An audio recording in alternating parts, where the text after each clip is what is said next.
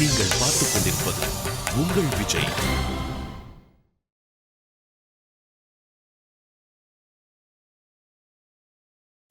இல்லம்மா, ஆனா சந்தியா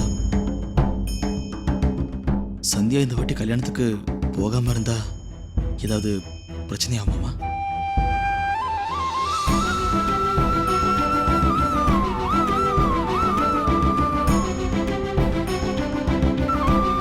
நான் எதுக்காக கேட்கிறேன்? தெரியும் நீ என்ன சொல்ல வரேன்னு தெரியும்.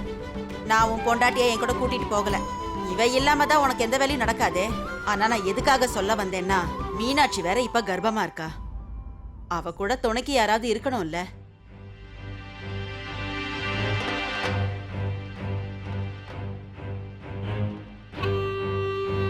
அதனால உன் பொண்டாட்டி சந்தியாவை நான் கூட்டிட்டு போக போறதில்ல.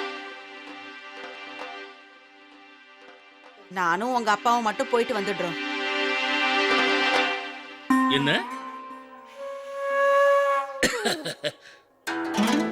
அத்தை, உண்மையை சொல்ல போனா எல்லா வேலையும் நானே செஞ்சுக்குவேன். ஆனா என்ன செய்யறது, என் உடம்புதான் ஒத்துழைக்கவே மாட்டேங்குது. இங்க பாருங்க, நீங்க நீங்க இனிமே சந்தியாக்காவை தான் வேலை செய்ய சொல்லணும்.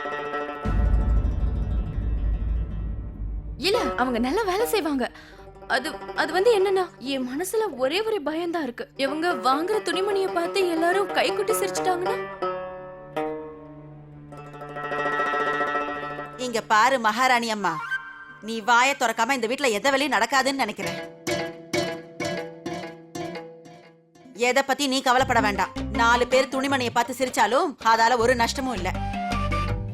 எதுக்கு தேவையில்லாம பேசுன? நீ சாதாரணமா இருந்தா மட்டும் எனக்கு அப்படி என்ன உதவி செஞ்சிருக்க போற?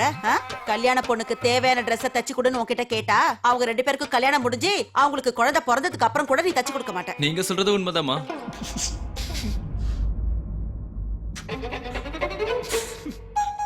அது அவன் சொன்னான். பெருசா பேச வந்துட்டா. பேச்சு மட்டும்தான் இருக்கு. அம்மா சந்தியா, இன்னைக்கு நான் உனக்கு என்ன தைக்க சொல்லி கொடுக்க போறேன்னு தெரியுமா? சின்ன பசங்க துணிமணியை தைக்க போறோம்.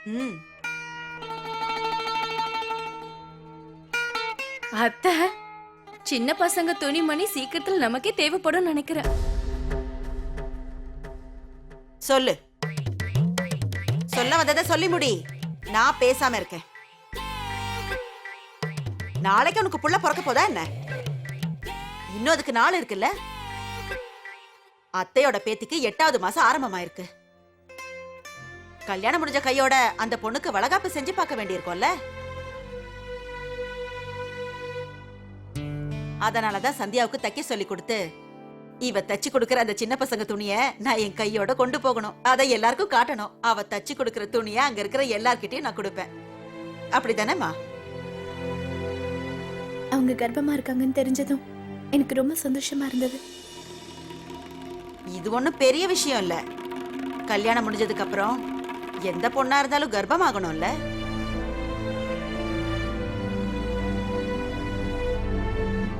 உங்க 2 பேரு கல்யாணம் முடிஞ்சதுக்கு அப்புறம் தான் அவங்க கல்யாணம் நடந்தது. ஆனா பாருங்க, இன்னும் 1 மாசத்துல அந்த வீட்ல ஒரு சின்ன குழந்தையோட சத்தம் கேட்க போகுது.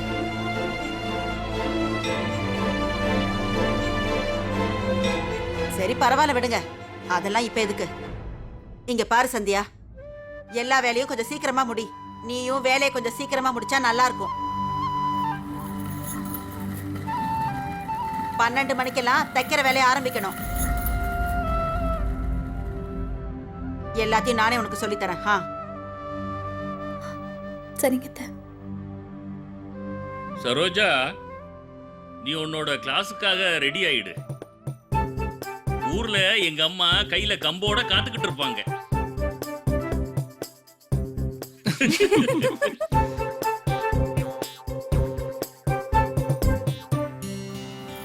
டீ ரொம்ப சூடா இருக்கா? குடிச்சிருங்க, இல்லைன்னா ஆறிட போகுது. அங்க எல்லாமே தானா ஆறிடும் சரோஜா. இவருக்கு கொஞ்சம் கூட அறிவே இல்லை. அத்தைக்கு திடீர்னு என்ன ஆச்சுன்னு புரியல. தினமும் புதுசா ஏதேதோ ஆரம்பிக்கிறாங்க. கொஞ்ச நாள் கழிச்சு அவங்களே அந்த போலீஸ்காரம்மா கிட்ட போய், ஆமா சந்தியா, நிலாவையும் நட்சத்திரத்தையும் நீயே மேல போய் சுத்தம் செஞ்சுட்டு வானுவாங்க. உறுதியா சொல்றேன், சந்தியா அக்கா சின்ன பசங்களுக்கு துணி தைக்கணும்னு உட்காருவாங்க. ஆனா அது பெரிய வேஸ்டியா தான் தைப்பாங்க. அத பத்தி எல்லாம் எனக்கு எதுக்கு? இனிமே என்னோட வேலை எதுவோ அத பத்தி தான் நான் பார்க்க போறேன், அவ்வளவுதான். வேலையா? நான் ஏதோ வேலை செய்யணும்னு நினைச்சேனே, அது என்ன? அடக்கடவுளே, அந்த வேதராணி கொடுத்த மருந்த வெயில கொண்டு போய் வைக்கணுமே, அத மறந்து போயிட்டேன்.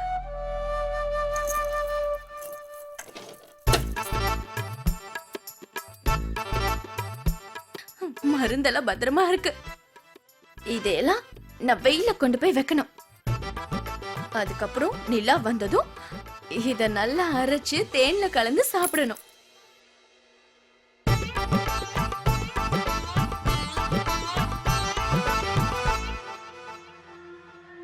ஆனா எவ்வளவு மாத்திரைகளை நான் வெயில கொண்டு போய் வச்சேனா யாராவது பாப்பாங்க, 10,000 கேள்வி கேட்பாங்க, என்ன ஏதுன்னு கேட்பாங்களே.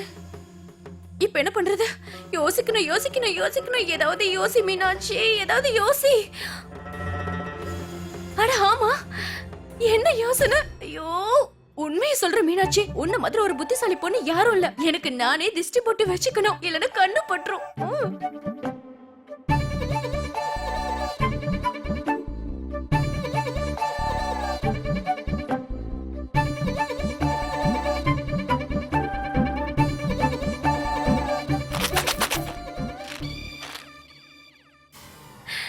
இங்க யாரும் இல்ல.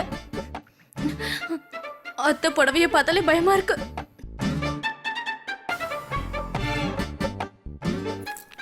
ஏன் இந்த இடம் சரியா இருக்கும்?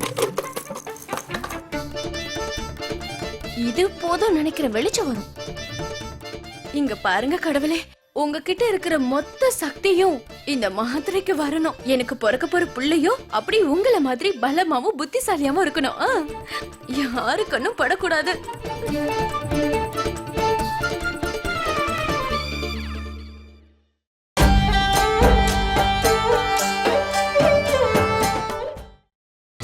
நீங்கள் பார்த்துக் கொண்டிருப்பது உங்கள் விஜய். ஐயோ, எங்க வச்சேன்னு தெரியலையே.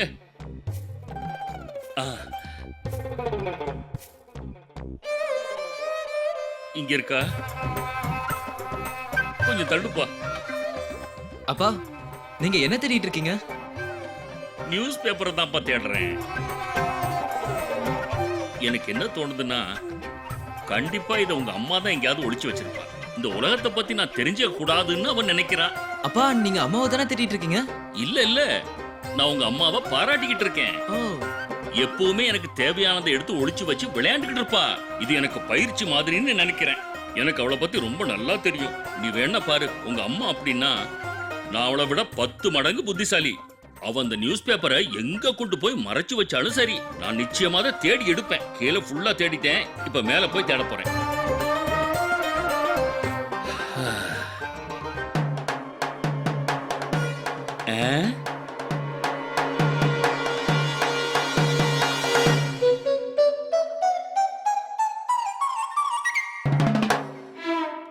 இதோ பேப்பர் இங்க இருக்கா?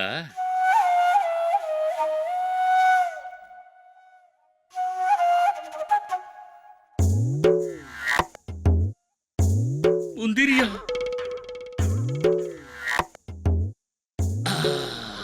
கீழே போக வேண்டிய அவசியமே இல்லை.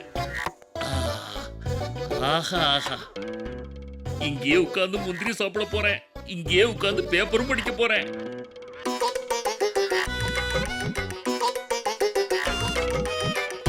முந்திரி எல்லாம் ஒழுங்கா இருக்கோ இல்லையோ, காக்கா முந்திரி எல்லாம் சாப்பிடும் நினைக்கிறேன். வர வர காக்கா எதையும் விட்டு வைக்கிறது இல்ல.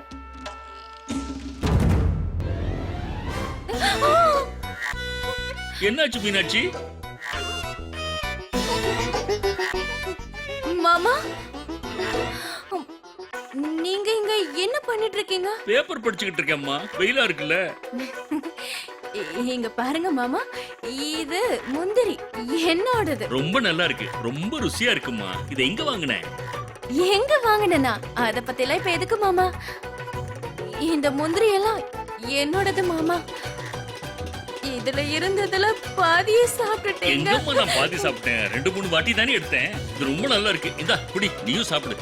என்ன தயவு செஞ்சு பேப்பர் படிக்க விடுமா, நீ போ. இங்க பாருங்க மாமா, நீங்க இவ்வளவு முந்திரி சாப்பிட கூடாது. அத்தைக்கு தெரிஞ்ச அவ்வளவுதான் ஏனாகும் தெரியும்ல.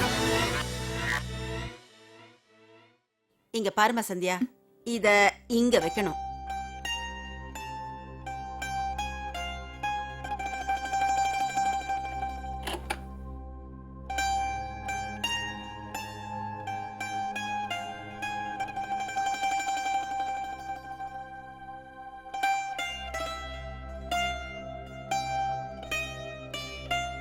இந்தாம்மா, முதல்ல ஊசில நூலை கோத்து விடு. செய்.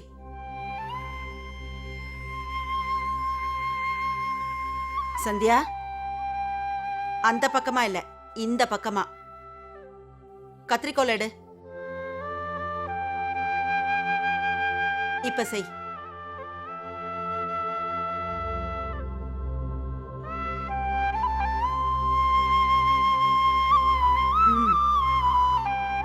ரொம்ப நல்லது. மாமா எங்க போறீங்க நீங்க? பேப்பர் இங்கேயே மறந்து வச்சிட்டேன். மாமா, இவ்வளவு முந்திரியை நீங்க சாப்பிட கூடாது. நான் சாப்பிட விட மாட்டேன். நிறைய சாப்பிட்டீங்கன்னா செரிக்காது மாமா. செரிக்கிறதுக்கு இதுல என்ன இருக்குன்னு சொல்லு. என்கிட்ட நல்ல நல்ல மருந்தெல்லாம் நிறைய இருக்கு. அத குடிச்சிட்டா எல்லாம் செரிச்சிடும். முந்திரி பெரிய விஷயமே இல்ல. மாமா மாமா மாமா நில்லுங்க. ஏன் என் பின்னாடியே வர்ற? இந்த முந்திரி எல்லாம் நீங்க சாப்பிட நான் ஒத்துக்க மாட்டேன். உடம்புக்கு நல்லது மீனாட்சி, என்கிட்ட குடு, ஒண்ணுமே ஆகாது. நீ எதுக்கும் கவலைப்படாத. நான் போய் சூர்யா கிட்ட சொல்லி உனக்கு 8-10 கிலோ முந்திரி வாங்கிட்டு வர சொல்றேன். விடம்மா, விடு. எனக்கு அந்த முந்திரி எல்லாம் வேண்டாம். எனக்கு இந்த முந்திரி எனக்கு இந்த முந்திரி வேணும். தான் வேணும். நான் இதத்தான் சாப்பிடுவேன். இந்த முந்திரி ரொம்ப நல்லா இருக்கு. நான் இதத்தான் சாப்பிடுவேன். அத்தைக்கு தெரிஞ்சதுன்னா அவ்வளவுதான். அதான் ஒண்ணு ஆகாதுமா, விடுமா. சாப்பிட விடுமா. இது கொடுக்க மாட்டீங்களா? கொடுக்க மாட்டேன். சரி மாமா, நான் உடனே போய் அத்தை கிட்ட சொல்றேன். அத்தை இங்க பாருங்க மாமா முந்திரி. கத்தாத இந்த சரோஜா, நான் முந்திரி சாப்பிடுறதுக்கு ஒண்ணு மேல வரல, பேப்பர் படிக்கிறதுக்காக தான் வந்தேன். இவர் எதுக்கு மேல வந்தாரு?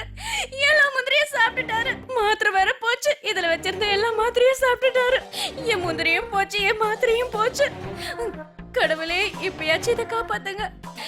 இது யாரு கண்ணுலயும் படக்கூடாது. இந்த மாத்திரையாவது எனக்கு மிஞ்சணும். அப்புறமா இங்க பாரு, ஒரு கையில துணி எடுத்துக்கணும், அப்புறம் இன்னொரு கையில கத்திரிக்கோலை வச்சுக்கணும். கத்திரிக்கோலை வச்சு துணியை இந்த மாதிரி மெதுவா வெட்டணும். இந்தா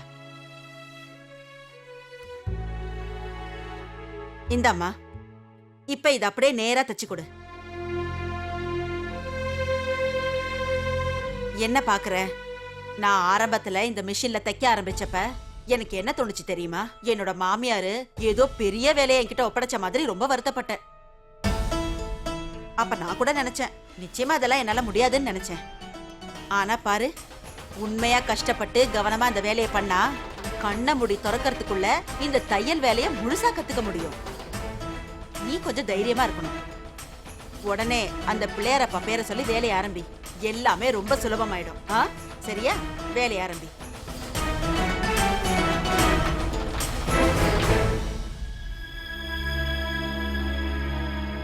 முதல்ல நீ ஒண்ணு பண்ணுமா. நான் இந்த பக்கமா இதை பிடிக்கிறேன், நீ அந்த பக்கமா மிஷினை ஓட்டேன்னு. சரியா?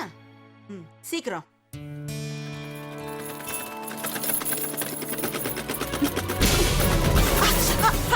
என்ன செய்யற சத்யா நீ? இங்க பாரு, துணிய மட்டும் நீ தச்சா போதும், என் விரலையும் சேர்த்து தைக்காத.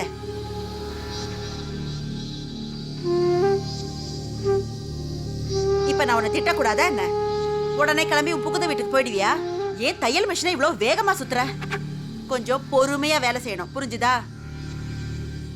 ஐயோ ஆண்டவா, ஏன் என்னையே பாத்துக்கிட்டு இப்படி மௌனமா இருக்க? ஏன் முகத்தை பாத்துட்டு இருக்கிறதால என்ன பிரயோஜனம் சொல்லு? சரி, மறுபடியும் நான் சொன்னதை செய். பொறுமையா செய்.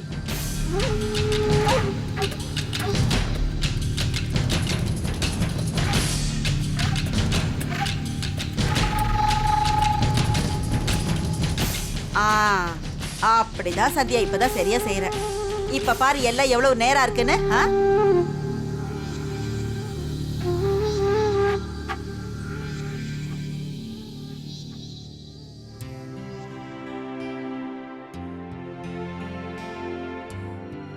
சவிதா சொல்லுங்கண்ணா. காலேஜ் போறியா?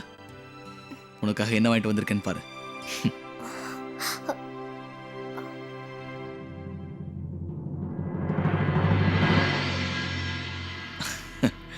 உன்னோட புக்கு. காலேஜ்க்கு ஆனா எனக்கு ரொம்ப லேட் ஆகுது. நீங்க இத ரூம்ல வச்சிடுங்களேன், நான் வந்ததுக்கு அப்புறம் பாக்குறேன்.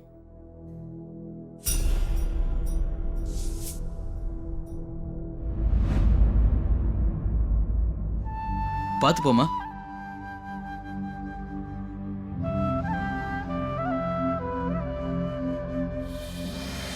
பேசாம ஒன்று பண்ணுவோம்.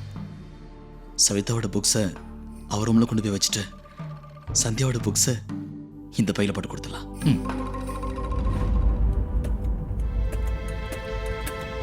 சந்தியா போதும் போதும், நிறுத்து நிறுத்து. என்ன நீ? இது முடிஞ்சு போச்சு. சரி, இங்க பாரு சந்தியா, மிஷின்ல வைக்கிறதுக்கு முன்னாடி இந்த துணியை இப்படி மடிக்கணும். அப்புறம் இத ஊசிக்கு நேரா வைக்கணும். இந்தா. செய். நல்ல மடி.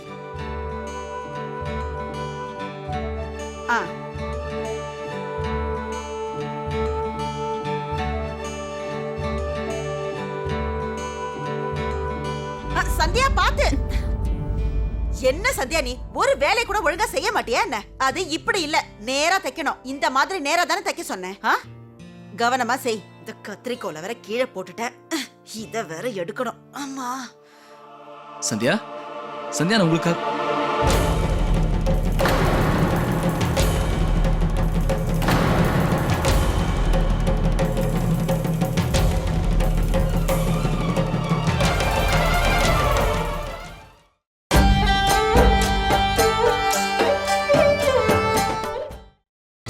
நீங்கள் பார்த்துக் கொண்டிருப்பது உங்கள் விஜய்.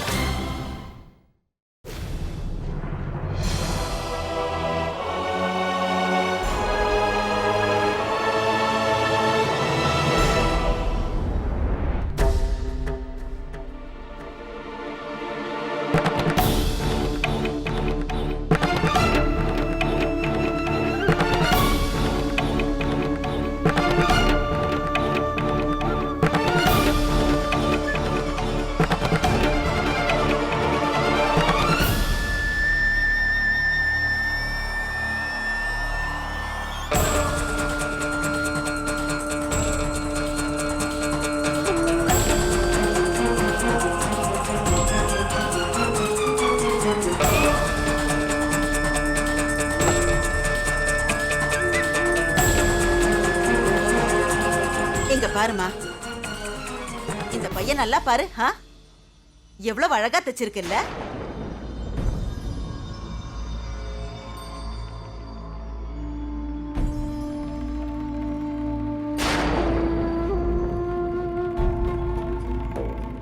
இங்க பாரு, இதுல ஒரு நூல் கூட வெளியில தெரியல. கிழிஞ்ச துணியை வச்சு இதை நான் தயார் பண்ணிருக்கேன். ஆனா இத கொஞ்சம் பாரு, ஒரே துணியை வச்சு செஞ்ச மாதிரி இருக்குல்ல.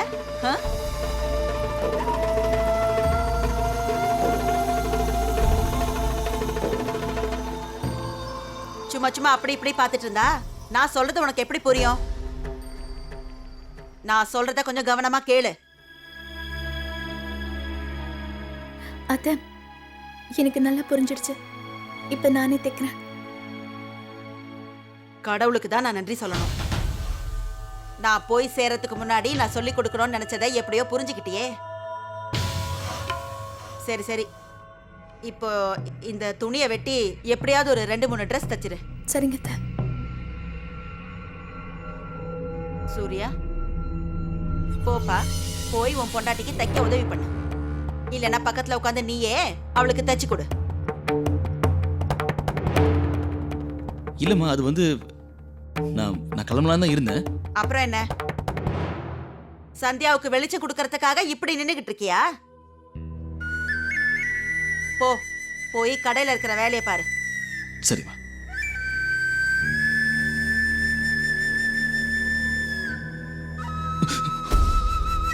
ஐயோ கடவுளே, வர வர கண்ணு தெரியல உனக்கு.